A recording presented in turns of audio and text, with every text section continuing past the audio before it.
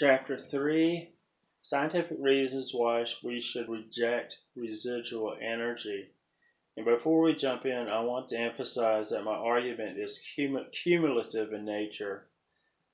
There's about a dozen. There's numerous red flags which, if you take them together, I think dismantle the notion of residual energy.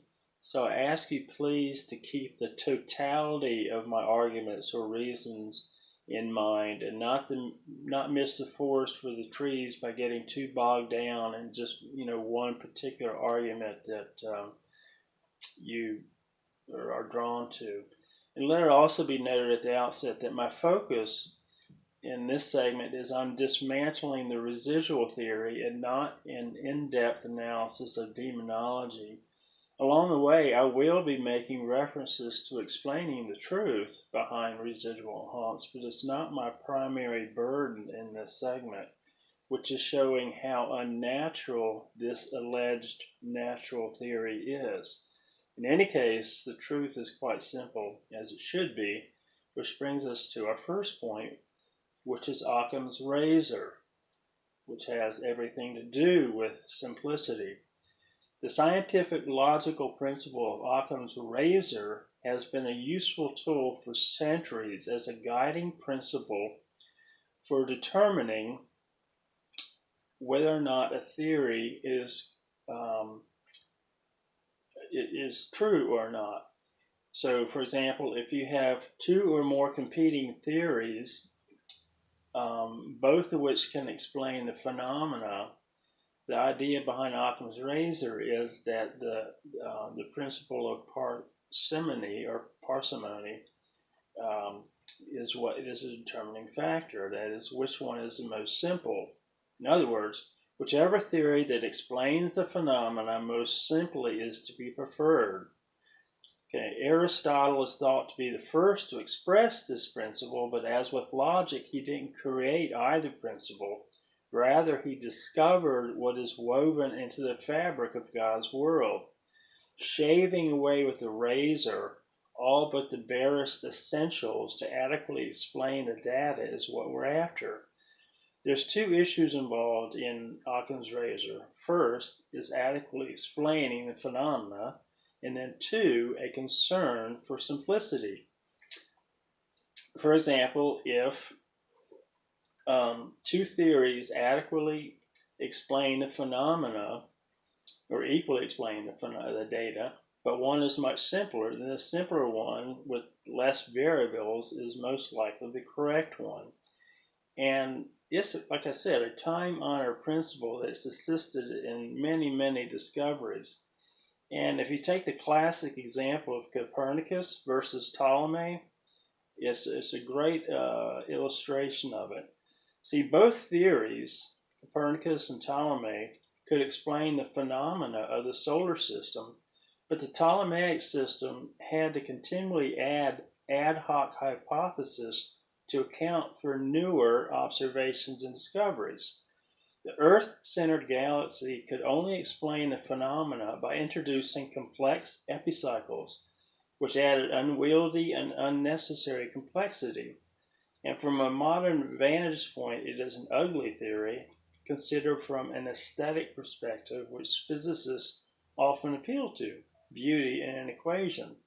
Nature reveals the wisdom and beauty of God as seen in its unity and diversity in design, and as expressed in Romans 1:19 through 20. So, some things about God's character are so clearly revealed in nature that it leaves us without excuse, and Occam's razor simply expresses this. So Copernicus' theory prevailed primarily because it clearly and simply explained all the phenomena. Conversely, the more variables that are introduced to explain natural processes, then the more likely it is mistaken. You see, God's world is wonderfully mysterious, but there is an underlying beauty of simplicity which makes exploration and discovery possible. When you have a proposed theory that contains a bunch of variables which are themselves mysterious, unexplainable, and untestable, unverifiable, and unfalsifiable, then that's a real problem. according to Occam's razor. So, when we apply Occam's razor to our discussion, we have two proposed solutions for explaining paranormal looking activity. You see, whatever else we say about either theory, we are talking about phenomena which looks, sounds, and smells just like supernatural activity, but is alleged to be non-intelligent. However, the competing theory, mine, assumes that the same phenomena is actually quite intelligent. So, if you look at the differences, the paranormal community asserts that the following variables are included to explain the process. You have a trauma. This trauma emits psychic emotional energy shock waves. Sometimes this emotional adheres to a rocky surface with the special photographic qualities. It remains clustered instead of diffusing. This rock takes a picture or a movie of the traumatic event. Upon cue, this energy reanimates. This energy rock combination also contains extraordinary projection capabilities, and it projects it into the surroundings in a looping of the past, which may include sounds, smells, and even solid apparitions. Upon completion, it then reclusters and waits for the next loop, and this looping may continue perpetually. Okay, I trust I haven't set up a straw man, but have accurately expressed the basics of the residual energy haunt theory. And now, and this is vital, all of these steps or variables are necessary to explain the phenomena in this theory. And I counted about 6 or 7. And how many are explainable in current scientific language? None. The demonic theory asserts one step or one variable, and that's demonic mimicry, to explain the same phenomena. Its assumption differs widely from the first in that we assume the activity is intelligent. Whatever sounds, smells, or apparitions which normally would be classified as paranormal but are not due to the subjective process of observing alleged non-intelligence are explained as being intelligent. The reason why the phenomena looks paranormal or supernatural is because it is supernatural and not because it is some unprecedented, complex, multi-stage process of nature. The appearance of non-intelligence is either due to misperception or demonic deception or both. So I could go in more about that, but let me just say that the competing theory, mine, the demonic theory, is only simplistic if you assume your conclusion, which is circular reasoning. If you're a Christian, then you should never underestimate the creative power of the evil one to deceive by means of mimicry of even non-intelligence. And the theory I am proposing has one step and is entirely explainable, as opposed to the 6 steps, none of which are explainable. You know, it really is a paranormal, parapsychological community that has painted itself into a corner by asserting that residual energy haunts is caused by entirely natural processes. Introducing the supernatural is not unwarranted complexity because the biblical worldview is thoroughly supernatural, and it is manifestly not natural processes at work.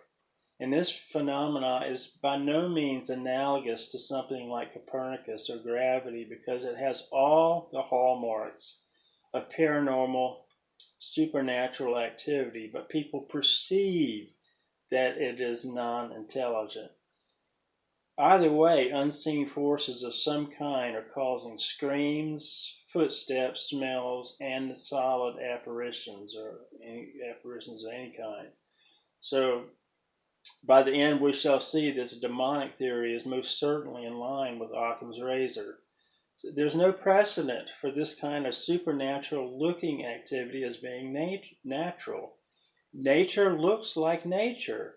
And if it looks like a paranormal duck and walks like a paranormal duck, then it's probably a paranormal duck.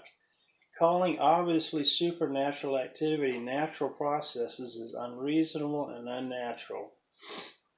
Second point, there is no evidence for residual energy in haunts. None. Since it's supposedly natural forces at work, then one would assume that it would be subject to the normal processes of the scientific method, but it's resistant at every turn. Every aspect, every variable in the process is itself inexplicable. The only evidences I have seen are the positing of either abstruse scientific theories or experience interpreted in a circular fashion. And actually, honest defenders of the theory acknowledge that the entire process, from beginning to end, remains a total mystery. Now, listen, please. Giving an analogy like a tape recorder is not evidence. And yet, when many people hear that tape analogy, they're convinced by it.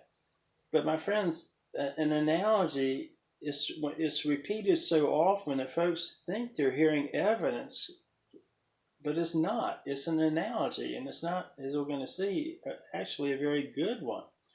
And before you cry foul, think of how it's usually defended. Someone will state that they are going to show evidence for residual energy, and they point to a building which is allegedly filled with residual energy because of the trauma that occurred there, and then they mention the activity, and that's it. Or they will show footage of activity or EVP'S of voices and then declare that they are evidence of residual haunts because they are nonsensical answers.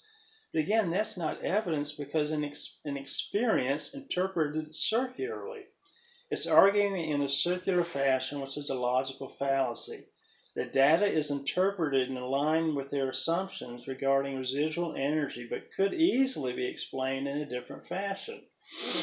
So, a theory which lacks any hard evidence is itself evidence that it's false because it's neither verifiable nor falsifiable.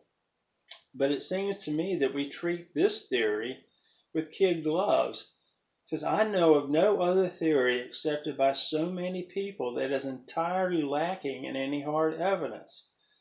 Not a good start, says Dr. Ockham. Third argument. Let me begin by quoting a Miss Sherry Jones. I think she's a reverend. In an article that I read on Jeff Ballinger's Ghost Village newsletter, the best-selling author and advisor to the Ghost Adventures. Quote, no universal way seems to exist to be able to shut down or stop a paranormal haunt reflection because we simply do not know what causes it to happen.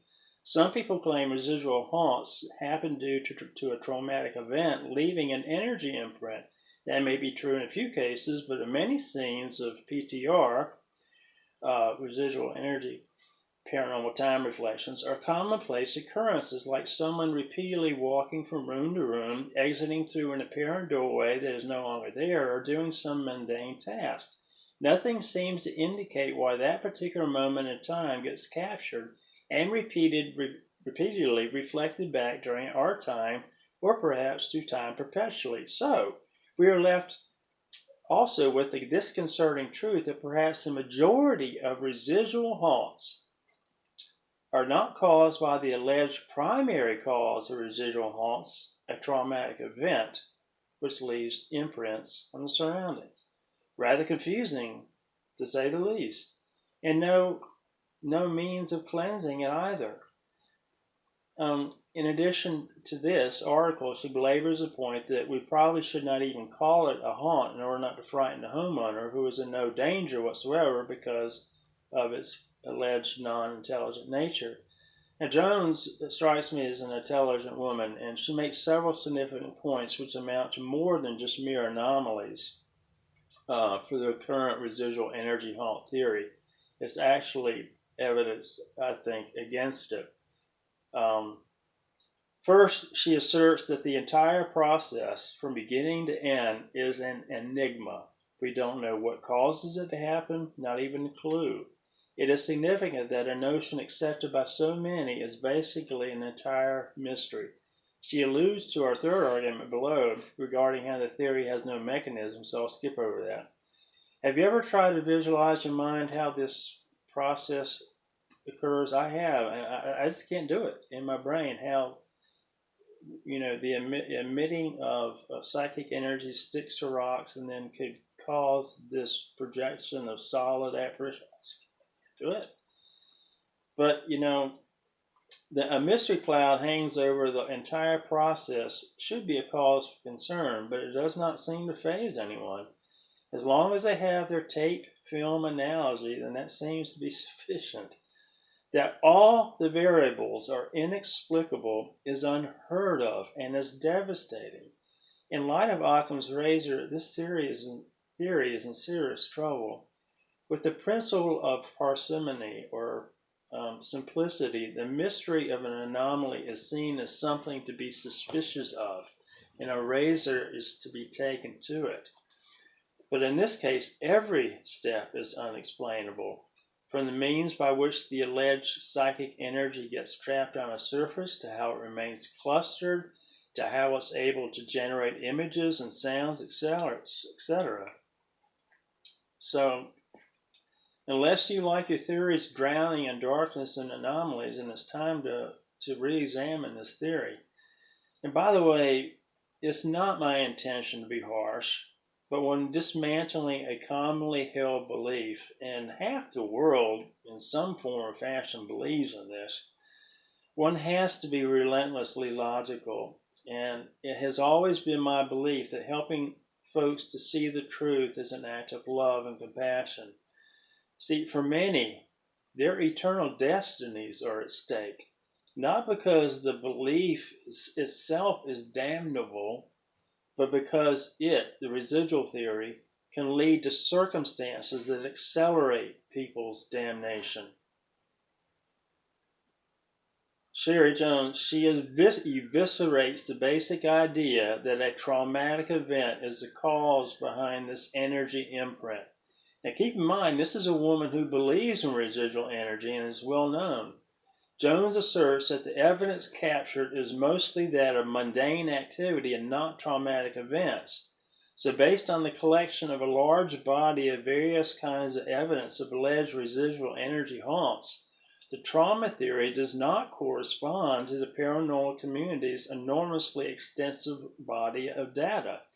She readily admits it's confusing and disconcerting that the majority of the evidence is of simple, everyday, mundane activities, which should not cause an energy imprint on the environment. And I assume that she has access to some pretty advanced technology. And again, some may call this anomalous, but she is saying that the majority of the evidence contradicts the trauma theory. That's not an anomaly, it's evidence against the theory. And I find her honest assessment of the data to be hugely significant, and any man or woman of integrity has to interact with their findings. It is what one would expect if the causal factor behind these events were not residual at all, but intelligent, as I am asserting. So to restate, the evidence captured is mostly of mundane activity and not traumatic. The observation is more than disconcerting. It should lead one to consider a paradigm change. All right. I find her candor to be refreshing, by the way. I'm going to move on because I'm going to have to speak quickly. There's so many that I have here. She talks about how we should not tell the homeowner that it's haunted, since that might frighten them. Since it's allegedly non-intelligent, of no danger to the client. But, given her assumption, that conclusion makes sense. However, what if it is intelligent? By telling the homeowner they are in no danger because it's merely looping energy causes them to be in more danger than before. Why? Okay, well, at least before the investigation, the clients, the homeowners, had enough healthy worry or concern to be on guard and call for help. But since the healthy fear has been erased by telling them, peace, peace, when there is no peace, like false Old Testament prophets did, then they not only still have the demonic presence, but are now welcoming of it, pure evil out to destroy them. Once they were concerned and guarded, but now they are embracing the enemy of their souls. That's tragic. beyond words, and it angers me. Telling the homeowner the truth is always the best policy, just as you would want a medical doctor not sugarcoat your diagnosis. Hell is infinitely more frightening than any initial reaction a homeowner might have. Asserting that the theory does not correspond to Occam's razor, the entire process is unexplainable. Without realizing, Sherry Jones in telling the truth has gone a long way to undermine the foundation for residual energy, but we got more to go. Number 5, no mechanism exists to explain the process. Consider the following quote from How to Think About Weird Things. The problem is that we know of no mechanism that could record such information in the stone or play it back. Chunks of stone just do not have the same properties as reels of tape. Even magnetic tape can't record sound or video without a special recording head. Speaking to a magnetic tape will not record anything, nor can one hear what's recorded on a magnetic tape by putting it up to one's ear. In both cases, a special device like a read-write head is needed, and the stone tape theory provides no clue as to what such device would be. Theodore Schick and Louis Vaughan and How to Think About Weird Things. I keep repeating myself, but please don't see this as yet another anomaly. It's not an anomaly. It's evidence against this theory. If this theory were true, there should be a mechanism to explain the process. That's the way real reality works. That's how natural nature works. For a process that allegedly occurs so frequently, one would assume it could be explained at some level. But this speculation's process can't be explained at all. Only analogies given, like a film recorder. On the other hand, I can explain the mechanism behind the truth, the demonic deception, very simply, as in Occam's what asserts should be the case. Think of what has been said by these men. There is nothing in nature that is similar to magnetic tape. Nothing in nature that is equivalent to a recording head. Nothing in nature that resembles a read-write head that would play back sound. Nothing, nothing, nothing. So for argument's sake, even if we accept the limestone theory that it can receive imprinted memories similar to magnetic tape, what is there in this rock which can even remotely resemble a read-write head which projects loud cries, footsteps 2 floors away, or multiple solid apparitions running through the woods at Gettysburg? You know what this resembles? A miracle, self-generated by nature. Are you familiar with the technology behind building a film recorder equipment? It takes considerable skill and intelligence to accomplish that task. Think of the technology it would take to project solid apparitions running through the woods. To my knowledge, the military can't even do that.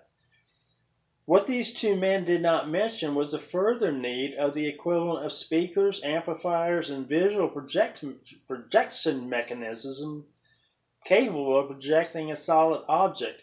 The read-write head is just the beginning of a complex process of audio and visual special effects, miraculous-looking special effects. How does a rock project a solid figure that walks perfectly? Please try to visualize how a simple, energized rock could produce an astonishing sound and light show that outperforms our best efforts at hologramming. Have you ever studied how holograms are created? I would suggest that you look into it. As we noted earlier, the solid apparitions are not attainable through current technology. It's mind-boggling in the extreme to think that rocks can project not only a vaporous apparition, but one that's solid. Okay, in fact, in real life, there needs to be a person to press the equivalent of the record button and a person to press the playback button. And these men have stated a devastating truth about the central paranormal theory. It lacks a mechanism. And in most cases, if a theory lacks a mechanism, it's rejected. A mechanism is simply a means of explaining how the process works. If one merely asserts that something happens, but cannot explain how, this process happens, then that's problematic in the extreme. Stating that residual energy acts like a tape film recorder is not an explanation. It's simply an analogy, and a faulty analogy at that. Yet folks continue to regularly use the tape analogy to explain residual energy. I'm suggesting that there is a spiritual component that is driving this faulty theory along with such force. If it is demonic driven, it is demonic driven as the forces it is attempting to explain. When you consider the other anomalies we mentioned and add to them the theory lacks an explanation of how the processes works, and it's time to think it through. And this theory is far from simple, and as Jones noted, it does not explain the phenomena, and the current issue is the lack of falsifiability or verifiability of a mechanism that does not exist. I need to repeat a key point. The trauma theory does not explain the phenomena. It is entirely and empirically false in that it does not conform to the observable phenomena. Okay, now remember the cumulative nature of my arguments from science. Take all that what Ms. Jones said, add the lack of mechanism, and one is left with no scientific evidence for this theory's validity. It doesn't explain most of the phenomena, and it lacks a mechanism. But we haven't finished. Number 6. The entire theory rests upon another unproven assumption, that there is a new, as of yet uncategorized kind of energy. Psychic emotional energy. Yeah, there's even some physicists who are talking about these days, but there is, if you look on in the science textbooks, or if you Google kinds of energy, you will find things like chemical energy, you'll find electrical energy, or mechanical, nuclear, radiant, elastic, gravitational energy, but you will not find psychic or emotional energy. Like I said, one or two scientists are talking about it, but that's to be expected in our environment, which we talked about before, which is becoming so paganized. Demonic energy is usually behind this anyway. If we're talking about things like Reiki, it is said to be this explosive outburst of this kind of energy that gets imprinted on the environment and plays over and over again. That there is energy is not the issue. That there are emotions is not the issue. That the uncontrolled outburst of emotion causes expenditures of energy is not the issue. What is the issue is this. Is there a category of energy known as psychic / paranormal / emotional energy? That's the issue. If you consult any textbook on energy, you'll find things like electrical, chemical, radiant, nuclear, mechanical, thermal, elastic, gravitational energy. However, there is no category in science as psychic energy or emotional energy. There are alleged examples of it, which we'll look at in another segment, but it's experience and not evidence interpreted in a circular fashion. It is not yet, anyway, an accepted category of energy in science. And even if it was, energy is supposed to act like energy. You know, what often passes for psychic emotional energies in an environment is either psychological processes, perception of body language cues, or demonic energy. Hence the very stuff that allegedly gets imprinted or replayed in the environment does not itself even exist, despite half the world speaking of it as if it did. In other words, residual energy is comprised of a substance that is non-existent. And we really should be more careful with our energy, our language. In addition, energy is inanimate, and to attribute emotions to it is anthropomorphizing it, giving it human traits. And that's a fallacy, a logical fallacy. Anger is real, and energy is real. But angry energy, or energy filled with anger, is to speak as if an inanimate object were a person. People have anger. People have joy. People have love or hate. Rocks or energy do not. The more I ponder this notion of residual energy, the more unreal it becomes. Just because many people believe this kind of energy exists does not make it so. Our believing has no bearing on the ontological status of emotional psychic energy or anything else for that matter. There have been many wrong-headed notions that have been almost universally believed in the past. 7.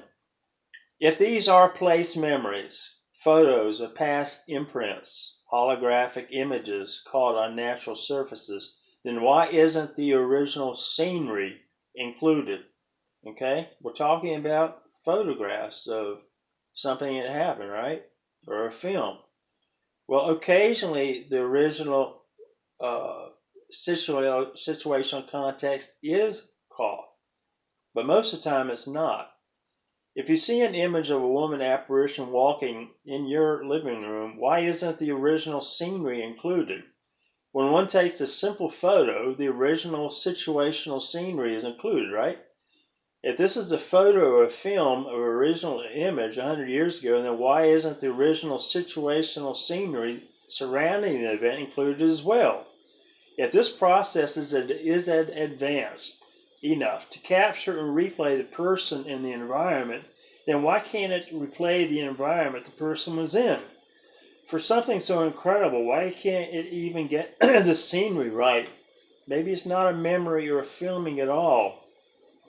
It's certainly not acting like a camera or a video recorder, so why use the analogy?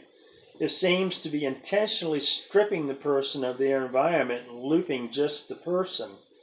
To me, it looks like more signs of intelligent intervention. Do you catch the force of my reasoning? Since a simple photo or video obviously captures the scenery and not just the primary subject, then why does that not occur in the process of place memory? Is it selective memory? I think what I'm trying to say is that we need just to drop that whole analogy. It just doesn't work. If there can be such high-tech place memories occurring in locations like Gettysburg, where alleged multiple beyond holographic images are moving through the woods, not the original woods, but the existing woods, then why can't something as relatively simple as a soldier's original scenery be part of the holographic equation surrounding as well? Part of the mystery, I guess. But this is not mystery. I think it's ugliness of asymmetrical reasoning and false demonic reality. If one were to postulate demonic mimicry as I am, then explain the various mysteries is rather simple. See, we must not forget the angel of light principle in 2 Corinthians 11:14, in which Satan and his demons can appear as anything. And if they can appear as Jesus, then appearing as anything else would be easy. Okay? I remind you that we're not discussing the run-of-the-mill